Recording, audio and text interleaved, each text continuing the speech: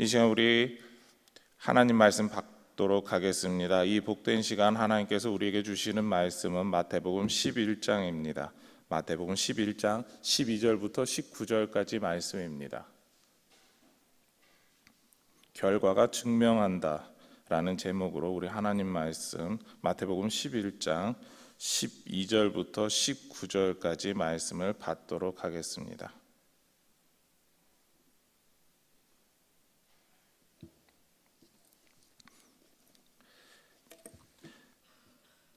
같이 한 절씩 교독하도록 하시겠습니다. 세례 요한의 때부터 지금까지 천국은 침노를 당하나니 침노하는 자는 빼앗느니라.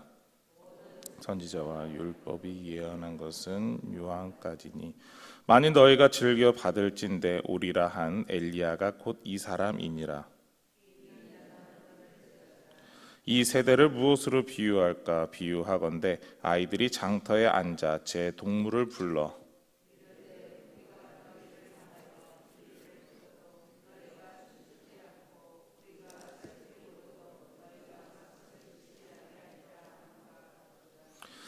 요한이 와서 먹지도 않고 마시지도 아니하매 그들이 말하기를 귀신이 들렸다 하더니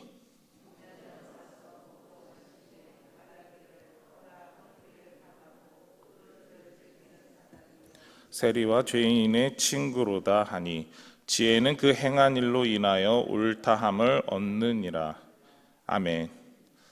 네. 오늘 우리가 보고자 하는 이 말씀은 어제 1절서부터 11절까지의 그 내용을 계속해서 이어가고 있는 내용입니다. 세례 요한은 헤롯에 의해서 감옥에 갇힌 이후에 예수님의 소식에 대해서 계속해서 들었습니다. 그리고 그렇게 듣는 가운데 요한에게는 궁금증이 생겼습니다. 그것은 바로 자신이 지금 감옥에 갇혀 있기는 하지만 예수님이 과연 우리가 기다려왔던 정말 구약의 선지자부터 예언해왔던 바로 그 메시아가 맞느냐에 대한 가장 근본적인 질문이었던 것이죠. 그렇기 때문에 세례 요한은 자신의 제자들을 보내서 예수님이 우리가 기다려왔던 그분이 맞느냐라는 질문을 하였습니다. 그리고 그 질문에 대해서 예수님은 구약에 예언했던 대로 그 말씀 그대로 대답하시면서 내가 너희가 기다려왔던 그 메시아가 맞다라고 하는 대답을 해주셨습니다. 그 이후에 요한의 제자들은 예수님을 떠나게 됩니다. 그리고 예수님께서는 요한의 제자들이 떠난 후에 이렇게 말씀하시게 되죠. 12절 말씀입니다. 세례 요한의 때부터 지금까지 천국은 침노를 당하나니 침노하는 자는 빼앗느니라. 오늘 이 말씀은 좀 약간 좀 논란에 있는 여러 가지 내용들이 있는 그런 것들이 있습니다. 이 침노하다라고 하는 이 단어 뜻 때문에 그런데요. 이 침노하다라고 하는 것은 바로 침략하다라는 것입니다. 그리고 12절에는 이 침노가 2번 사용됩니다. 그 중에서도 천국은 침노를 당하다라고 할 때 이 당하다라고 하는 그 표현, 침노를 당하다라고 하는 이 표현 때문에 지금까지도 논란이 되고 있습니다. 왜냐하면 이게 무언가 어색하지 않습니까? 침노 당한다라는 그 말 자체가 침략을 당한다라는 건데 천국이 침략을 당한다. 이게 쉽게 이해가 되지도 않고 왜 이러한 표현을 썼는지 또한 문법적으로 학자들이 접근할 때는 이것이 중간태와 그리고 수동태라고 하는 이 헬라어 문법적 특성 때문에 그렇습니다. 이 중간태와 수동태 때는 보통 일반적으로 대부분의 동사들이 그 동사의 기본 모습이 조금씩 바뀌게 됩니다. 그런데 중간태와 수동태 때 이 모습이 동일해 버립니다. 그러니까 이 두 가지 뜻을 다 이야기를 해야 되느냐 아니면 둘 중에 하나를 이야기해야 되냐, 그럼 둘 중에 하나 중에 어떤 것이 더 중심이 되느냐에 따라서 내용이 확 달라지게 됩니다. 그러니까 천국이 스스로 침략할 수 있도록 무언가 허락해 주었다라는 뜻이 되게 되면은 우리가 잘 아는 것처럼 밀가루 섬 아래 넣은 누룩과 같아서 천국이 그 안에서 부풀게 하여서라고 하는 그런 의미를 가질 수가 있습니다. 그런데 수동태로 천국이 침략을 당한다라고 하는 이 뜻을 가지게 되면은 바로 좋은 진주 장사가 좋은 진주를 찾고 찾아서 발견하여서 자기의 모든 것을 팔아서 그 진주를 획득하게 되는, 바로 그 진주, 그 천국에 해당하는 것 자기가 스스로 얻어낸다라고 하는 의미를 가지고 있기 때문에 그렇습니다. 그리고 실제로 마태복음에서는 둘 중에 하나만 쓰인 게 아니라 지금 예를 든 것과 같이 이 천국에 대한 모든 표현들이 다 사용되었습니다. 그래서 이 두 가지를 서로 나눌 수가 있느냐, 아니면 하나만 써야 되느냐, 이게 참 어려운 문제거든요. 그런데 이야기 드릴 수 있는 것은 둘 중에 하나가 어느 게 맞다라고 하기는 참 어렵다라는 거죠. 그렇지만 오늘 말씀은 둘 중에 하나, 바로 천국은 좀 침략을 당하고 있다라고 하는 쪽으로 조금 더 말씀을 해석해 보고자 합니다. 바로 세례 요한의 때부터, 그러니까 세례 요한이 세례를 베푸는 그 시기서부터 천국은 계속해서 침략을 당하는 자리에 있게 되었다라는 것입니다. 하나님의 그 허락에 의해서, 하나님의 뜻대로 의해서 천국은 계속해서 우리가 찾기를 원하는 사람이 천국을 소유할 수 있게 되고, 그리고 천국에 갈 수 있게 된다라고 하는 그 의미를 가지고 있습니다. 하나님께서 우리에게 천국이다라고 하는 것을 허락해 주셨기 때문에 그러한 일들을 할 수 있다라는 것이죠. 특히 바로 요한의 사역이 그러했다라는 것입니다. 요한이 하나님 말씀의 그 모든 선포를 시작한 그때부터 우리는 이제 하나님의 나라에 대해서 알게 되고 그 천국을 소유할 수 있도록 적극적으로 행동하게 되는 것입니다. 그것이 무엇입니까? 세례를 받고 깨끗하게 되었고, 이제는 메시아에 대해서 마음을 열고 그 마음을 연 상태에서 예수님을 받아들이게 되는 것, 그것이 천국을 침략하는 사람들의 행동이다라는 것이죠. 그렇기 때문에 천국은 침략을 당한다라는 겁니다. 이 말씀을 믿고 있는 여러 사람들이 있었을 것입니다. 그러나 어떤 사람들은 그러지 못했던 것 같습니다.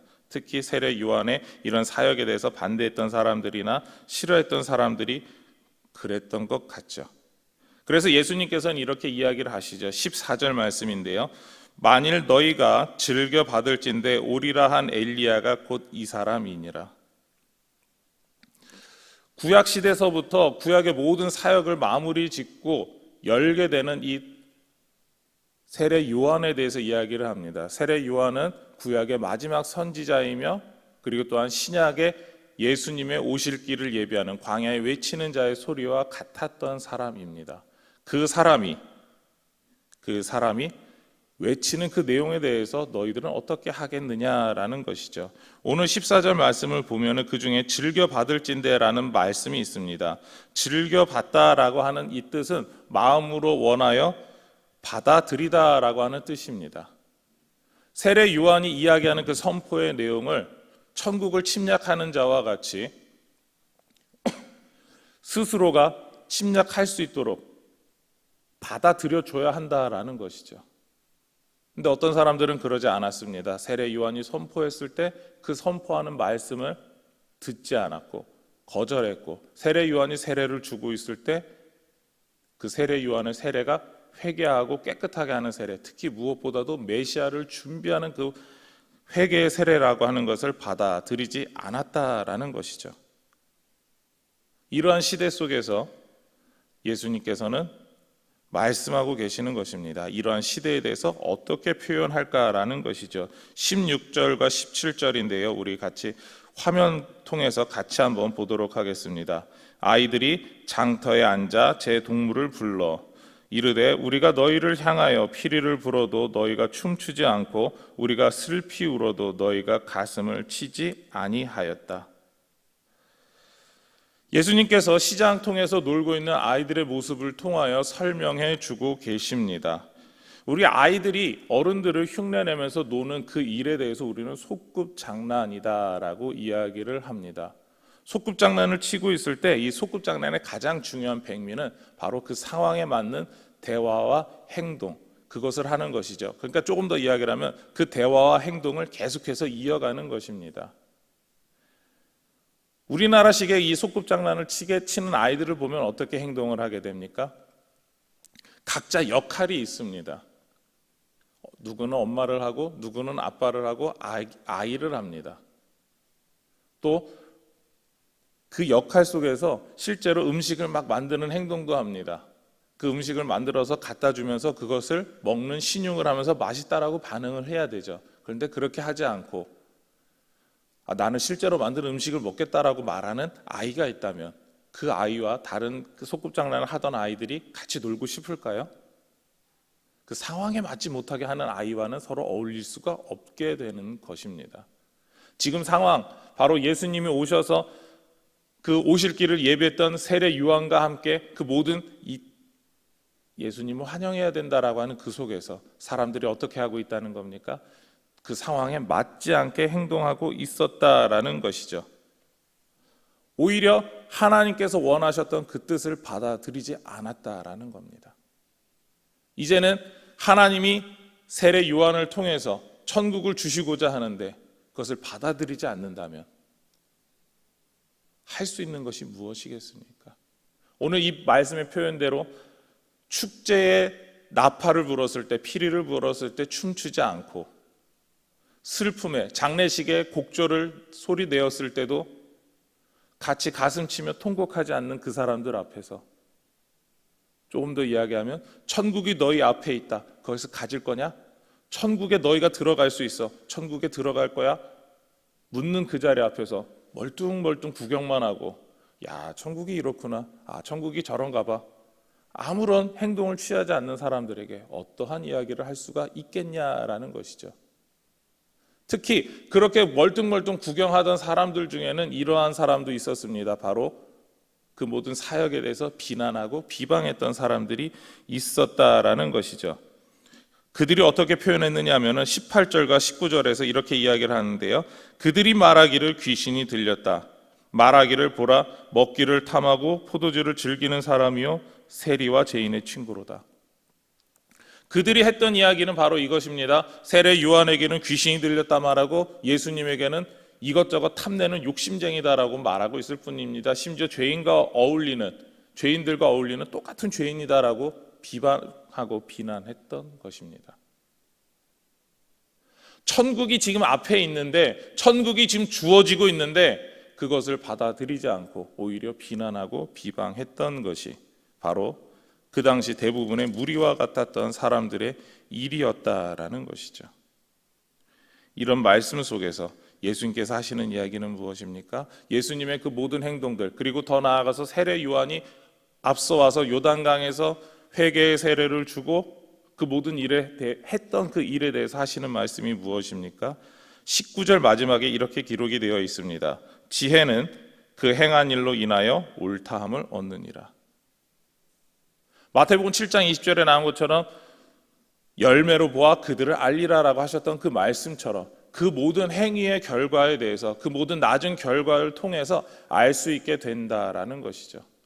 굳이 지금 당장 우리가 증명하려고 하고 어떻게든 그 모든 것을 설명하려고 할 필요가 없다라는 것이죠. 훗날 모든 것이 다 명명백백하게 밝혀지게 된다라는 것입니다.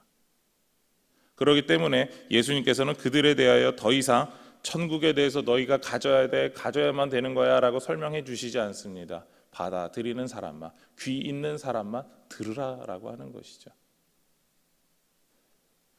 오늘 말씀 속에서 우리가 생각해 보아야 되는 것이 있다면 바로 이것입니다. 바로 우리가 하나님의 말씀을 듣고 주님 말씀 가운데 살아가는 사람입니다. 그 말씀을 듣고 순종해야 될 때 우리는 그 말씀 그대로 순종하지 않으려고 하는 마음이 있습니다. 분명히 천국에 있는 그 모습 그대로 우리에게 주셨을 때, 그리고 그 모습의 결과가 나왔을 때 우리는 어떻게 하고자 합니까? 아니, 그것이 분명한데도 우리는 어떻습니까? 어떤 무리와 같이 그것을 구경만 하시는 분들이 되겠습니까? 아니면 또 비난하고 비방하는 사람들처럼 오히려 천국이 없어, 천국이 무슨 저런 거야 라고 말하는 사람들이 되고 싶으시냐라는 것이죠. 오늘 말씀 바로 그런 점들을 이야기하고 있습니다. 이미 세례 요한을 통해서 이미 주어진 그 천국에 대해서 정말 구약 성경에서 이야기했던 그 모든 선지자와 이야기했던, 율법이 이야기했던 예수님이 이미 오셨는데 그 예수님에 대해서 받아들이겠느냐, 받아들이지 않겠느냐, 순종하느냐, 순종하지 않겠느냐, 이 말씀을 하고 계시는 것입니다. 오늘 여러분의 삶에서 하나님 말씀대로 믿고 순종하시면서 여러분의 삶 가운데 천국이 오셨음을, 그리고 또한 여러분의 삶을 통해서 이 천국의 말씀이 함께 있음을 증명하는 그런 삶을 살아가시기를 소망하며 축원합니다. 이제 우리 같이 기도 제목 나누도록 하겠습니다. 비난과 비방을 두려워하지 않고 주님의 말씀에 순종하면서 흔들리지 않게 하옵소서. 하나님의 말씀에 순종하여 행한 일의 결과로 우리가 증명되는 은혜를 주옵소서. 기도하시겠습니다.